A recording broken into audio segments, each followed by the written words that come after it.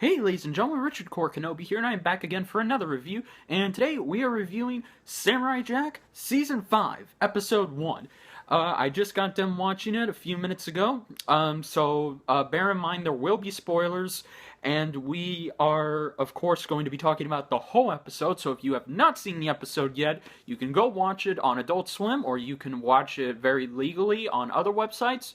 That are mainly Adult Swim. So yes, guys, please support the official release. And, yeah, with all this being said, let's do this. I've been excited, guys. 13 years,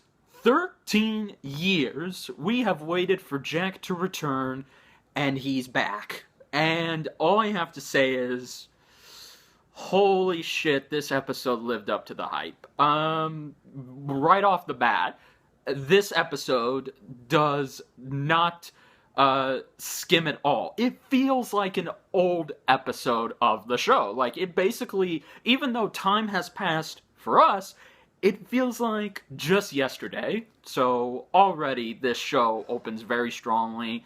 And of course, we open where we see Jack tells us what has happened in the 50 years that has passed, and how he's basically become a grizzled older man, in the not in the physical way, but in, so to speak. He has become very grizzled. He's become very jaded. He still helps people, but he's haunted by his past. No pun intended. He suffers some hallucination post-traumatic stress where he'll see his family, he'll see his entire clan just basically scream out to him, help, please help us, why didn't you help us? And it's very sad, so right away we just feel bad for Jack and what he's been through. So yes, guys, and of course, we get to see the origins of the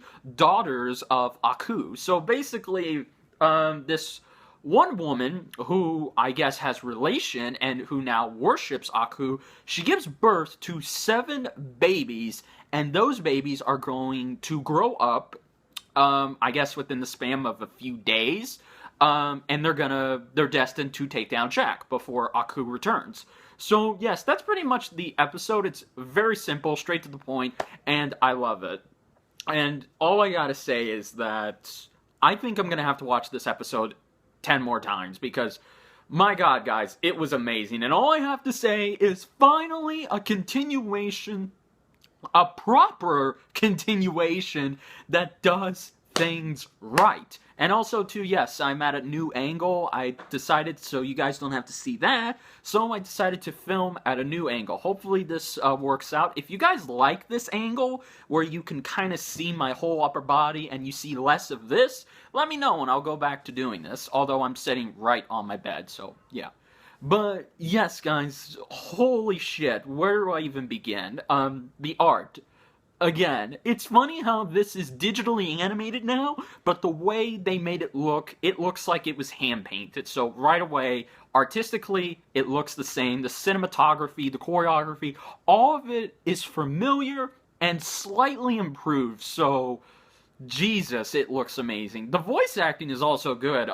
Phil Lamar, as, of course, returns as the voice of Jack, and he gives a solid performance. You can still hear traces of younger Jack in him, but now he is playing a more older, matured, grizzled Jack, and he nails the performance down perfectly. Like, again, there was no question that Phil Lamar would sound too old, or like, he basically kept his voice the same, but the way he's playing it, it's a very old Jack. Even though physically he can't age, and he is basically now, okay, he's immortal, because that's the way you can say it now. So Jack now is officially immortal, he can't age, but the way he looks, the way he sounds, and the way his mind is right now, he very much has aged, but he just physically hasn't aged. So I do like that, and basically we get 2 action scenes with Jack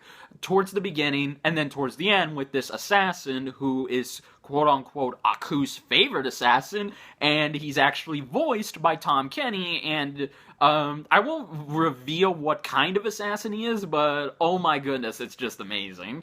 The battle that he and Jack have, and how he makes fun of Jack. And we also find out what happened to Jack's sword, because I know that's a question you all have had, I myself have had. What happened to his sword? Well, we actually find out, it's never told to us. So see, this is what I like about it, because the assassin that he fights at the end, he knows everything about Jack. He knows about his scowl, he knows about how he fights, he even knows about the sword, and he even asks, pull out the sword. But he's like, wait a minute, where's your sword? And we see in a flashback, again, it's not told to us, but we see in a flashback that in one of Jack's fights, he lost his sword. So thankfully, they didn't tell us what happened. So again, they show us and they don't tell us. Again, amazing, very, very amazing. Now I gotta talk about the Daughters of Aku, because the Daughters of Aku you feel sad for them. Like, without dialogue, you feel very sad and you feel sympathetic for them, because the way they're born and the way they're brutally changed, like, we're talking child abuse here and serious torture, not torture, but basically every time they fail to accomplish something, they're gonna get the shit beat out of them. So basically, we see that this woman is shaping her daughters to basically fight above Jack's level, because they're not regular assassins. They go through horrible glimmer trials, and we basically see that they have to learn how to become one in order to take down Jack. And there's so much good stuff here. Like, without dialogue, in just under a few minutes, you really feel sad for these girls, but you also just love seeing them. So immediately, even though they haven't even been on screen that long, I already love these characters. So just like that, it's amazing. Aku does make a cameo in this. I won't say how. Now, he's being played, of course, I called this, he's being played by Greg Berlanti. Or just Greg. I'm sorry if I pronounced his last name wrong. I get him mixed up with Greg Berlanti from the CW, so I'll just call him Greg for short. So he's played by Greg. Now, if you listen to the voice, you're gonna think that he's a little off, but give him some break, guys. Nobody can replace Mako.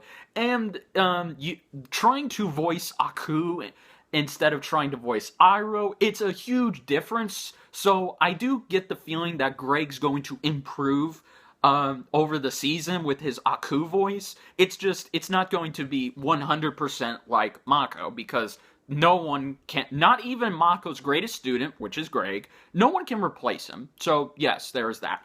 Now, pretty much, I don't think there's anything else I can talk about. Like, they explained everything, although the opening action sequence where you see these aliens that don't talk with their mouths, they use their antennas to talk, which is genius. Everything is just genius. Everything is perfect in this. Like I said, I was expecting to find some flaws here, but there are no flaws. Everything's perfect. Everything's well executed.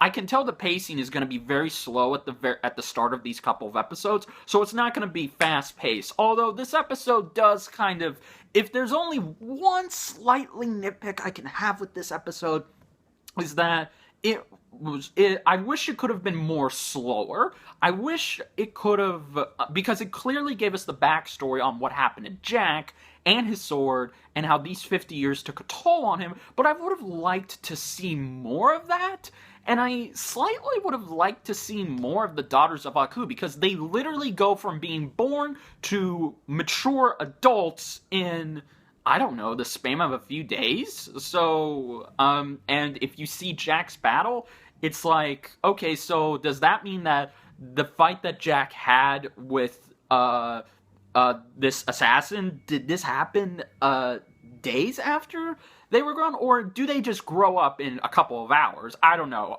Maybe it was a few days. They didn't say, but that's just what I would have liked to see. But from what I heard, the first two episodes are going to be very fast-paced, so hopefully by the 3rd and 10th episode, things are a little slowed down. But guys, Jack is back. I'm just blown away. I'm just amazed that this was so good, and finally we get a proper continuation. That's not half-assed. That's not a cash-in. That's not cheap. It's basically how it was.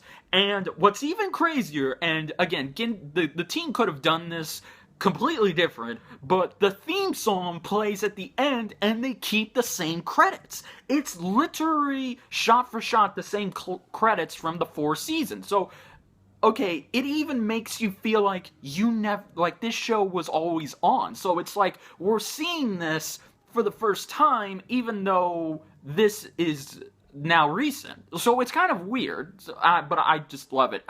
Well, there is a reason it's called Back to the Past. So, guys, I would feel appropriate to give this episode a 9.5 out of 10. Just amazing stuff, amazing action, amazing choreography, amazing dramatic moments. Everything in this episode was very nice and well done. I'm just shocked how good this was. I just am shocked, and I'm just like, okay, it's official now. Even though some people have pointed out, and one comment even asked, isn't technically Adult Swim like the more adult version of Cartoon Network? Well, I don't like to associate Adult Swim and Cartoon Network, even though unfortunately Cartoon Network and Toonami are on Cartoon Network. I'm sorry, even though Toonami and Adult Swim, yes, are on Cartoon Network, I just like to consider them separate, and they do their own things. But, guys, this is amazing. And if this goes well, if this whole season, this last season, is amazing, we could see the beginning of other shows transition and get a proper continuation or proper reboot on Adult Swim. So, maybe we could get a season 6 of Teen Titans that's, mature, has mature writing, and gives us what we want, or see other cartoons from our past come back. Either way, I'm just happy to know that this is how you do a continuation right. This is how you do your old cartoon justice. And I get the feeling that Cartoon Network themselves, they need to take a look at this, they need to take lessons, and they need to basically get started on giving us more. So, yes, guys, you'll definitely be seeing me review this show immediately after it airs, but if not, sometimes I'll post my review on Sunday. So, yes, guys, I love this so much. Everything was perfect. I can't really say much more, so if you were expecting me to go on for like 20, 30 minutes, maybe even 50, I don't think I can go 50, with just talking about this, I'm very sorry because I want to keep this episode very simple and short to the point. This was an amazing episode. So if you have not seen if you have not seen Samurai Jack, if you're new to the series, welcome. Please watch the 4 seasons to catch up. Watch this for all of you older fans like me. Jack is back, and this is an amazing start to season 5. I can't wait to see where else this show is going. And I'm definitely just looking forward to it. So, yes, guys, if you enjoyed this review of Samurai Jack, please like, comment, subscribe. Let me know down below. What did you like about this episode? If I missed out on anything, tell me down below in the comments. Let's get this discussion going. I love talking with you guys in the comments. So, yeah, guys, I'm speechless right now. I'm completely speechless. I apologize. So, yes, guys, other than that, this is Richard Core Kenobi saying, may the Force be with you. Later, guys.